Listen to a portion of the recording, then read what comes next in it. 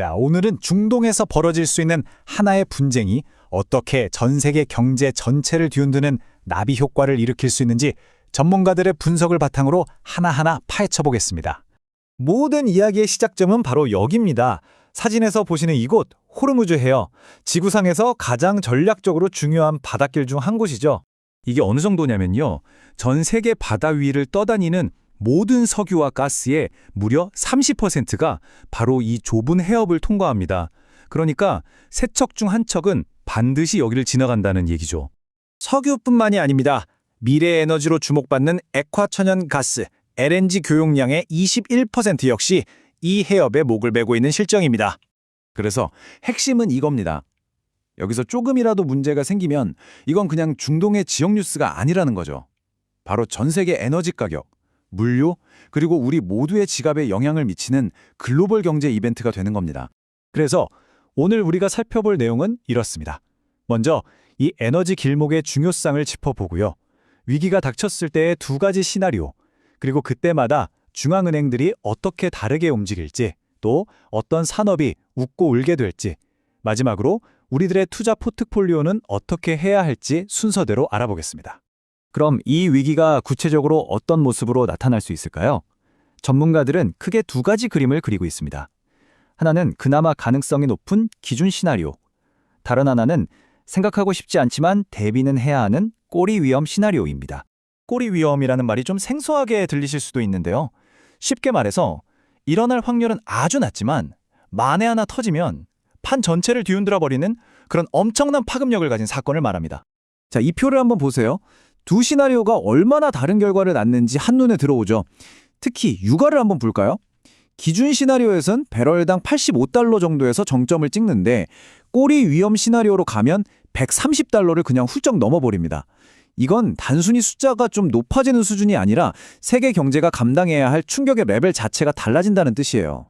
자, 이런 충격이 왔을 때 세계 경제의 방향키를 쥔 중앙은행들은 어떻게 반응할까요? 여기서 아주 흥미로운 지점이 나옵니다. 바로 미국과 유럽이 완전히 다른 길을 갈 거라는 예측이죠.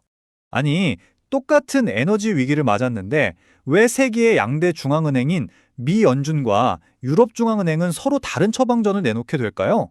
그 이유가 뭘까요? 바로 이겁니다. 이 그림이 그 이유를 딱 보여주죠. 왼쪽에 미국을 보세요. 이미 인플레이션이 목표치를 넘어서서 골머리를 앓고 있고 경제도 아직 쌩쌩해요. 이런 상황에서 유가가 뛴다고 섣불리 금리를 내렸다간 인플레이션이란 불에 기름을 붓는 꼴이 되는 거죠. 반면에 오른쪽 유럽은 상황이 좀 달라요. 인플레이션이 비교적 안정적이니까 이건 일시적인 공급 충격이구나 하고 좀 지켜볼 여유가 있다는 겁니다. 자, 그럼 이런 거시적인 흐름이 실제 산업 현장에서는 어떻게 나타날까요? 에너지 가격이 이렇게 요동치면 당연히 웃는 쪽과 우는 쪽이 극명하게 갈리게 됩니다. 보시는 것처럼 그림이 아주 명확하죠.